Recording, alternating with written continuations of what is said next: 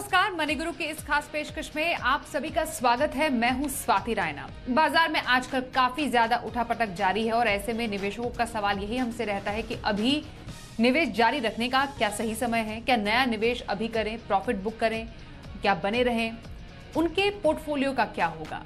जरा समझने की कोशिश करते हैं कि बाजार में जब एक लंबे दौर में वॉलेटिलिटी देखने को मिलती है तो आपको अपने निवेश के लिए स्ट्रैटेजी रखनी क्या चाहिए।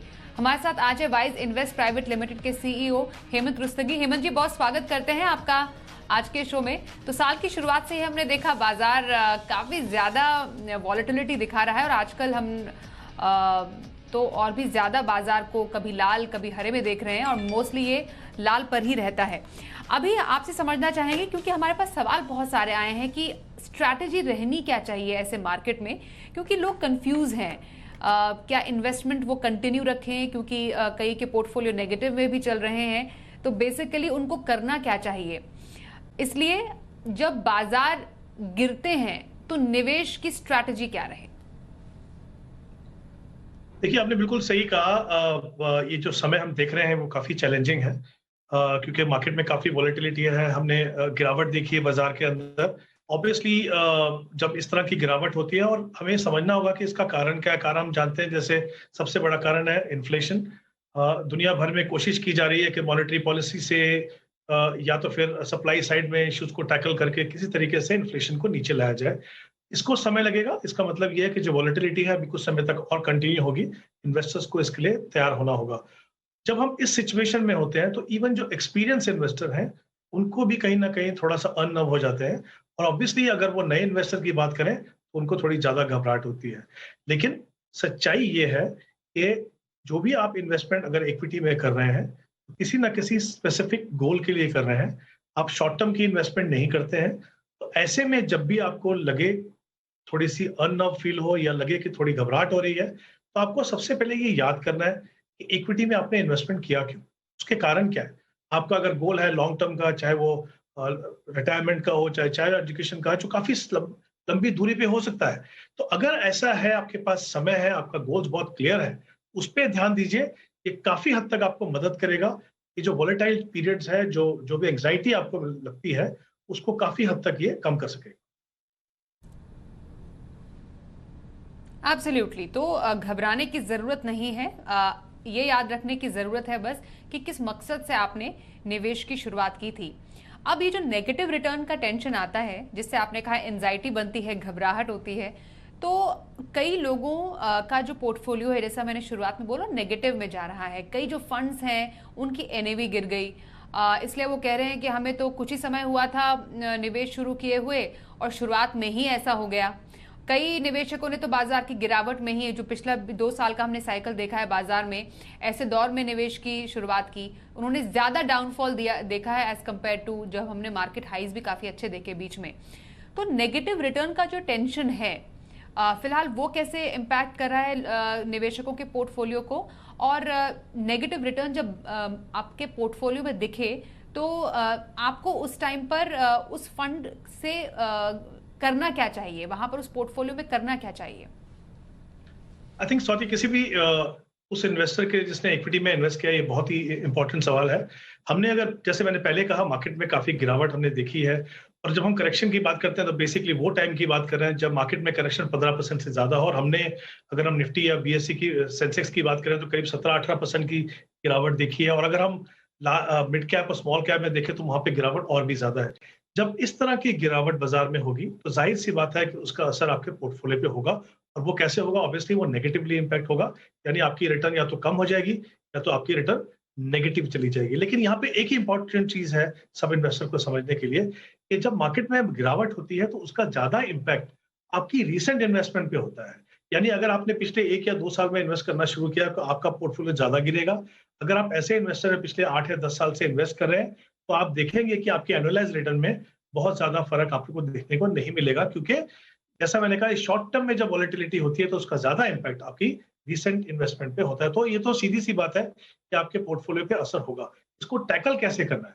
हमने ये देखा है हमेशा कि वॉलेटिलिटी जो है एक सर्टेन पीरियड तक रहती है, कभी ज्यादा होती है, कभी कम। वो पीरियड कभी ज्यादा या कभी कम हो सकता है, लेकिन ये भी सच्चाई है कि इक्विटी ने अपने आप को लॉन्ग टर्म में स्टैब्लिश किया है एक ऐसी एसेट क्लास की तरह जिसमें ये पोटेंशियल है कि आपको वो positive real rate of return देती है, यानी इन्फ्लेशन से और टैक्सेशन के बाद जो रिटर्न आपका वो पॉजिटिव है। I think as an investor आपको जो लॉन्ग टर्म पोटेंशियल है, जो ट्रू पोटेंशियल है इक्विटी का, वहां पे अगर आप ध्यान दें तो ये जो वॉलेटिलिटी है या जो गिरावट आपको शॉर्ट टर्म को देखने को मिलती है, उससे आप काफी हद तक उसको टैकल कर पाएंगे। और जैसे ही मार्केट सुधरेगा, और हमने देखा है पास्ट में, ये पहली बार नहीं हो रहा, करेक्शन हुई है, इससे बड़ी करेक्शन हुई है, और मार्केट फिर से वो लेवल पे आता है, उस लेवल से ऊपर जाता है, तो आप देखेंगे कि अगर आप अपने इन्वेस्टमेंट में बने रहें, डिसिप्लिन तरीके से इन्वेस्टमेंट करते रहें, तो ये जिस लेवल पे पोर्टफोलियो था वहां पे जाएगा और वहां से आगे भी आपको देखने को मिलेगा। अच्छा, हेमंत जी, उन निवेशकों के लिए जो सवाल पूछते हैं कि ऐसे बाजार में क्या प्रॉफिट बुक करें या बने रहें, बेसिकली जब हम ये समझने की कोशिश करते हैं अपने पोर्टफोलियो में कि किसी इन्वेस्टमेंट से निकलने का सही टाइम है क्या, तो वो कुछ पैरामीटर्स क्या हो सकते हैं, ये जानना बेहद जरूरी है। क्योंकि अगर हर एक गिरावट पे आप इन्वेस्टमेंट से निकलने लग गए तो फिर तो आप हमेशा नुकसान ही झेलेंगे। इसलिए फंड से निकलने का सही टाइम और स्ट्रैटेजी होनी क्या चाहिए? देखिए, डेफिनेटली जैसे इन्वेस्टमेंट की स्ट्रैटेजी होती है वैसे निकलने की भी स्ट्रैटेजी होनी चाहिए। और डेफिनेटली मार्केट कंडीशन जो है, अगर आपके पास बहुत समय है तो मार्केट कंडीशन डेफिनेटली एक कारण नहीं होना चाहिए आपको अपने फंड से निकलने के लिए।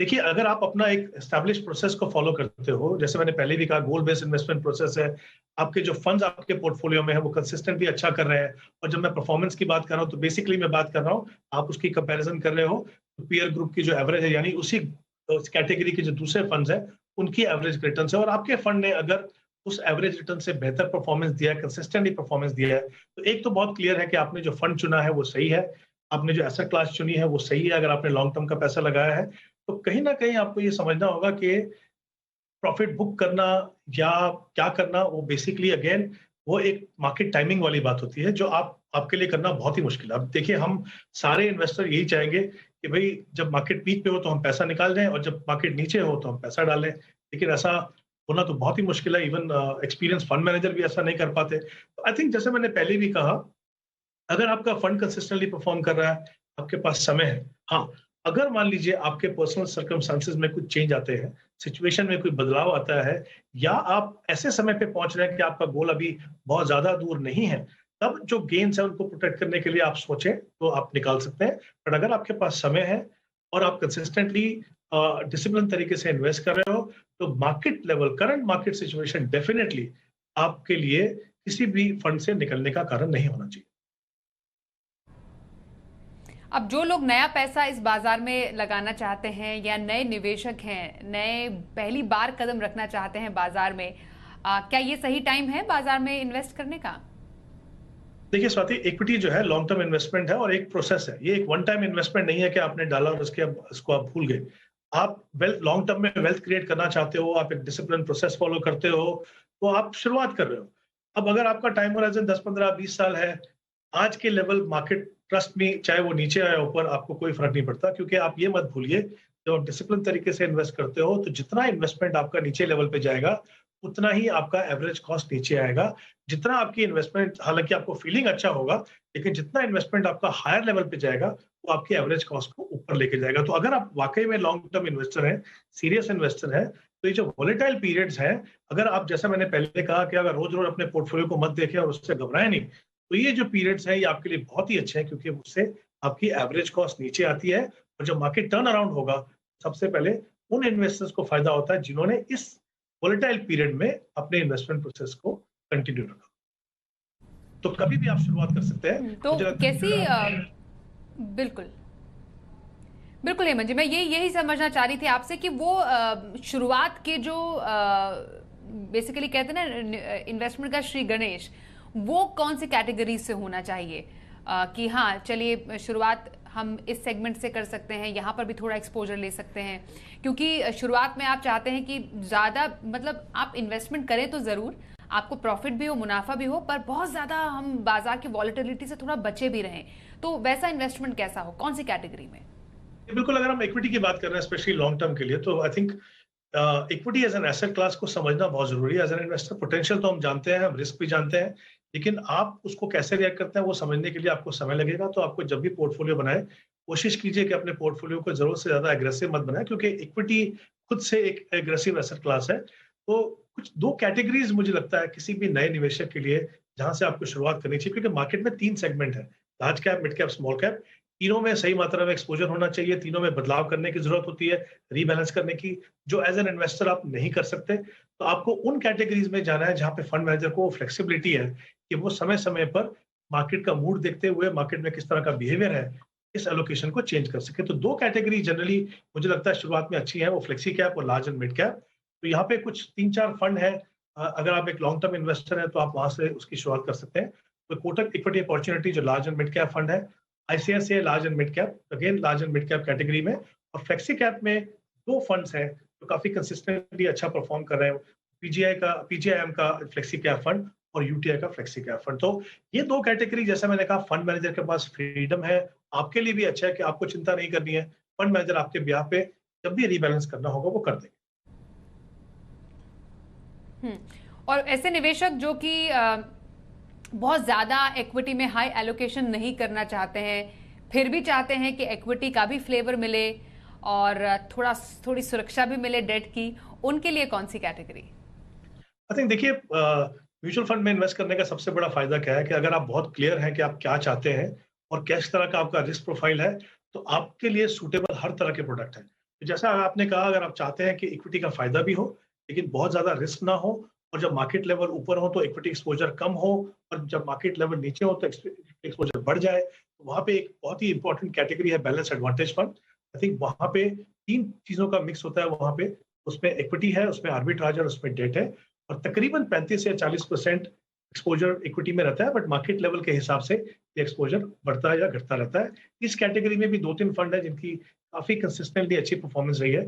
वो है ICICI equity advantage fund, Kotak advantage fund और Nippon India balance advantage fund. तो आई थिंक ये 3 फंड्स हैं इस कैटेगरी के जो काफी कंसिस्टेंटली परफॉर्म कर रहे हैं। अगर आप ऐसे निवेशक हैं जो इक्विटी में चाहते हैं इन्वेस्ट करना, लेकिन मार्केट लेवल के हिसाब से आप रिस्क बढ़ाना नहीं चाहते और चाहते हो कि फंड मैनेजर के पास ये फ्लेक्सिबिलिटी हो, तो इन फंड्स को आप देख सकते हैं। ओके, तो कैसे भी बाजार के माहौल में निवेश स्ट्रैटेजी क्या रहे, खास तौर पर बाजार में अगर वॉलेटिलिटी है तो आपको निवेश को लेकर क्या स्ट्रैटेजी अपनानी चाहिए, उस पर हेमंत जी से हमने की खास चर्चा। बहुत धन्यवाद करेंगे हेमंत जी, हमारे साथ आप मनी गुरु में शामिल हुए। कैसे अपने लक्ष्यों के हिसाब से अब आप अपने लिए फंड चुन सकते हैं अलग अलग अवधि के हिसाब से, इस पर आज करने वाले हैं खास चर्चा। इस सेगमेंट में हमारे साथ है मनी मंत्रा के फाउंडर विरल भट्ट। विरल, बहुत स्वागत करते हैं आपका।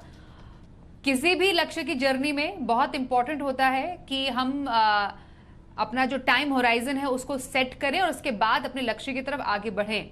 तो लक्ष्य सेट करना और अलग अलग अवधि के हिसाब से उसको प्लान करना कितना इंपॉर्टेंट है? Thank you Swati ji, show पे बुलाने के लिए। यानी अगर मैं है ना इसको ऐसे कहता हूँ स्वाति जी, जब भी मैं लोगों से मिलता हूँ कि आप कहाँ पे बाहर निकल रहे हैं घूमने के लिए या ऑफिस जाने के लिए या कोई भी आपको जाना है कोई जगह पे, जो आपका जगह है जाने के लिए वो निश्चित करने से पहले भी आप कुछ सोचते हैं कि मुझे उसके लिए कौन सा मोड ऑफ ट्रांसपोर्ट, यानी मैं कौन सी ट्रांसपोर्ट के लिए मैं उसको यूज़ करूंगा। जैसे मैं शायद से मुझे कहीं जाना है तो मैं ऑटो रिक्शा ले सकता हूं, बस ले सकता हूं, ट्रेन ले सकता हूं या तो फ्लाइट ले सकता हूं। बट ये जो मैं ट्रांसपोर्टेशन में निश्चित करता हूं, उसके लिए मुझे कितना समय लगेगा वो जगह पे पहुंचने के लिए, मेरा बजट क्या है और मुझे जाना कहाँ है। तो ये सब चीज़ें मैं सोचता हूँ। मुझे कहीं पे मुझे कहीं पे भी पहुंचना है उसके लिए। सिमिलरली मैं ये कहता हूं कि हमारे जो फाइनेंशियल गोल्स होते हैं, हमारे जो वित्तीय लक्ष्य होते हैं, उसके लिए भी हम कुछ सोचते हैं कि मेरे फाइनेंशियल गोल्स क्या है, मेरे टाइम होराइजन करने के लिए मैं कहाँ पे निवेश करने वाला हूं। तो मुझे लगता है कि ये जैसे फाइनेंशियल गोल्स के लिए देखें तो क्या मैं मेरे बच्चों के पढ़ाई के लिए सोच रहा हूँ, मेरे बच्चों के शादी के लिए सोच रहा हूँ कि मैं मेरी कुछ डेट मैंने लिया है, मैंने लोन लिया है, उसको मुझे पेमेंट करना है, उसके लिए मैं प्लान कर रहा हूँ। तो उसके लिए जो मेरा जो टेन्योर है, मेरा जो फाइनेंशियल गोल है, क्या मेरा शॉर्ट टर्म गोल है, क्या मेरा मीडियम टर्म गोल है, क्या मेरा लॉन्ग टर्म गोल है। तो ऐसी सब बातें मैं जब सोचता हूं मेरे फाइनेंशियल गोल्स के लिए या मेरे फाइनेंशियल प्लानिंग के लिए, तो मुझे लगता है कि सिमिलर वे में म्यूचुअल फंड एक ऐसा इन्वेस्टमेंट ऑप्शन है जहां पे हम हमेशा बात करते हैं, दर्शकों को भी हमेशा कहते हैं कि म्यूचुअल फंड एक ऐसा इंस्ट्रूमेंट है, एक फाइनेंशियल इन्वेस्टमेंट ऑप्शन है जो आपको सारी चीज़ें, सारे ऑप्शंस देता है। तो मुझे लगता है कि जैसे हम बहुत सारी चीज़ें करते हैं हमारे जीवन में, सिमिलरली तो कुल मिलाकर विरल, जैसा आप बता रहे हैं, छोटी अवधि, मध्यम अवधि और लंबी अवधि, शॉर्ट, मीडियम और लॉन्ग टर्म में आपको अलग अलग कैटेगरीज और अलग अलग फंड्स में निवेश का जो मौका है वो म्यूचुअल फंड का ये एक जो पूरा जरिया है वो देता है। अगर हम शॉर्ट टर्म से ही शुरू करें विरल यहाँ पर, तो कैसे तरीके के गोल्स हमारे शॉर्ट टर्म की अवधि से पूरे हो सकते हैं और इन गोल्स के हिसाब से हम म्यूचुअल फंड की कौन सी कैटेगरी चूज कर सकते हैं? जैसे शॉर्ट टर्म में ऐसा होता है स्वाति जी कि शॉर्ट टर्म में यानी मेरे कुछ इमरजेंसी चीज़ें आ सकती है, कंटीजेंसी फंड मैं कहता हूँ, कोई ऐसी आपत्ति आ सकती है मेरे जीवन में जिसके लिए मुझे कुछ फंड बना के रखना है। उसका गोल शायद से मेरा 3 महीने से लेकर 3 साल तक हो सकता है, और शायद से वो चीज़ के लिए मुझे लगता है कि म्यूचुअल फंड में सबसे बढ़िया कैटेगरी जो है वो है लिक्विड फंड। लिक्विड फंड से लेकर अलग अलग डेट फंड्स जो शायद से आप 6 महीने के लिए, 1 साल के लिए, 2 साल के लिए और ये 3 साल के लिए, उसके लिए भी प्लान कर सकते हैं। और जब भी मैं शॉर्ट टर्म के प्लानिंग के बारे में सोचता हूं तभी मुझे ऐसा सोचना है कि मेरे ऐसे कौन से गोल्स हो सकते हैं। जैसे मैंने एक तो कहा कि एक इमरजेंसी हो सकता है, या तो मैंने कोई पर्सनल लोन ली है, उसके लिए मुझे वो लोन को रीपेमेंट करना है, उसके लिए मैं शायद से शॉर्ट टर्म डेट फंड्स में डाल सकता हूं, या तो मैं डोमेस्टिक वैकेशन के लिए भी बहुत सारे लोग प्लानिंग करते हैं। तो मुझे लगता है पहले तो आपका जो शॉर्ट टर्म का टाइमिंग है वो आपको डिसाइड करना चाहिए। ये 3 महीने से लेकर 3 साल तक भी हो सकता है, और उसके लिए आपको लिक्विड फंड से डेट फंड्स आपको चूज करने चाहिए। ओके, तो liquid fund, debt fund, basically debt category छोटी अवधि के लिए सही मानी जाती है, जिसमें आप पैसे डाल सकते हैं short term, ultra short duration, जो कि 6 महीने से 3 साल की अवधि के लिए आपके छोटे अवधि के गोल्स के लिए फिट बैठता है। अब जब मीडियम टर्म गोल पर आते हैं, लगभग 5 साल तक का हमारा नजरिया होता है। लगभग कैसे गोल्स यूजुअली 5 साल तक में हम पूरे कर सकते हैं विरल, और साथ ही कौन सी कैटेगरीज इसमें फिट बैठती हैं ऐसे गोल्स में? 5 साल थोड़ा सा लॉन्गर ड्यूरेशन हो जाता है म्यूचुअल फंड के इसमें कैटेगरी में। तो मुझे सबसे बेस्ट लगता है कि जो हाइब्रिड कैटेगरी जो है, जहां पे मुझे कंजर्वेटिव हाइब्रिड फंड से लेकर aggressive hybrid funds, balance advantage fund, multi asset fund, ये जो पूरी जो कैटेगरी है वो मीडियम टर्म गोल्स के लिए हो सकती है, जो आपका 3 साल से 5 साल के लिए काम आ सकता है, जिसमें शायद से आपके वापस मैंने कहा कि होम लोन रहता है, वो लोन आपको अगर, क्योंकि होम लोन तो मिलता है 15, 20, 25 साल तक, बट कोई नहीं चाहेगा, और हमेशा वित्तीय सलाहकार ऐसा कहते हैं कि आपका लोन जितना जल्दी हो सके उतना खत्म करना चाहिए, क्योंकि एक डेट जो है वो जल्दी से खत्म हो जाए। तो 5 या 7 साल में अगर आपको खत्म करना है तो ये मीडियम टर्म का जो गोल है उसके लिए आप ये रख सकते हैं। बच्चों के एजुकेशन के पॉइंट ऑफ व्यू से भी कर सकते हैं, जहां पे कुछ एक छोटा सा कॉर्पस आपको जमा करके करना है, क्योंकि ये जो ऐसे गोल होते हैं, फॉरेन वेकेशन, ये भी एक ऐसा गोल होता है। बहुत बार देखा गया है कि लोगों को प्लान करना चाहिए अपने इन्वेस्टमेंट से। ये एक जो गोल मैंने कहा, लोन रीपेमेंट हो गया होम लोन का, या बच्चों के एजुकेशन के पॉइंट ऑफ व्यू से हो गया, तो ये जो गोल होते हैं वो काफ़ी श्योर होते हैं, लोगों के दिमाग में तो होते ही है, बट उसको प्लान कैसे करना, तो जो एक मीडियम टर्म का जो अवधि होता है उसमें आप 8 से 10% तक का एक अनुमान लेकर चल सकते हैं। हालांकि म्यूचुअल फंड तो गारंटी रिटर्न्स नहीं देते हैं, बट एक अनुमान लेकर चल सकते हैं कि मीडियम टर्म में इस कैटेगरी वाले जो conservative hybrid category, balance advantage और मल्टी एसेट, ऐसे वाले फंड्स काफी अच्छी तरीके से काम आ सकता है मीडियम टर्म में। ओके, और लॉन्ग टर्म जिसमें हमारे एक्चुअली बहुत ही इंपॉर्टेंट गोल्स होते हैं, और दोनों ही फिक्स्ड गोल्स होते हैं, जिसमें बच्चों की पढ़ाई हो गई जो कि एक फिक्स टर्म पर ही आएगी, और रिटायरमेंट जो भी एक फिक्स टर्म पर ही आएगा। इन दोनों लॉन्ग टर्म गोल्स के लिए कैसी कैटेगरीज फिट बैठती हैं म्यूचुअल फंड की? लॉन्ग टर्म तो सबसे बहुत ही इंपॉर्टेंट है। हालांकि बहुत लोग बहुत ही इग्नोर करते हैं ये पार्ट को, सोचते हैं कि मैं लॉन्ग टर्म के लिए क्या प्लानिंग करूं, लॉन्ग टर्म किसने देखा है। बट अगर आप देखें, बहुत सारे सर्वेज हुए हैं जहां पे हम रिटायरमेंट को इग्नोर करते हैं। तो रिटायरमेंट एक ऐसा चीज है जो हम इग्नोर करते हैं, बट पहले से ही जितना जल्दी हो सके उतना प्लानिंग पहले से करनी चाहिए। राइट। तो लॉन्ग टर्म में आप बच्चों की एजुकेशन, जैसे कहा कि बच्चों की एजुकेशन अभी तो पहले कैसे होता था कि हम डायरेक्टली 10 साल या 15 साल के हिसाब से सोचते थे, बट अभी एजुकेशन कॉस्ट यानी इतनी बढ़ चुकी है, हर साल की रिक्वायरमेंट काफ़ी बड़ी अमाउंट आती है, तो उसको भी कैसे ओवरऑल करे। बट लॉन्ग टर्म के लिए ये ध्यान में रखना है, लॉन्ग टर्म है तो इक्विटी का चुनाव काफ़ी सही रहेगा। उसमें भी जैसे लार्ज कैप फंड हो गए, मिड कैप फंड हो गए, फ्लेक्सी कैप फंड हो गए, large and mid combination fund हो गए, राइट। और इनफैक्ट मैं तो कहता हूं कि सेक्टोरियल फंड भी एक काफ़ी अच्छी कैटेगरी हो सकती है अगर आप लॉन्ग टर्म के लिए सोचते हैं और रिटायरमेंट पॉइंट ऑफ व्यू या तो चाइल्ड के एजुकेशन या मैरिज के पॉइंट ऑफ व्यू भी अगर आपको प्लान करना है तो लॉन्ग टर्म में ये इक्विटी के जो कैटेगरी है वो काफ़ी अच्छी तरीके से बैठती है। ओके, और इक्विटी में ही एक एक्चुअली फायदा मिलता है निवेशकों को टैक्स सेविंग का भी, तो ऐसे में टैक्स सेविंग के लिए ईएलएसएस में निवेश कैसा लगता है आपको?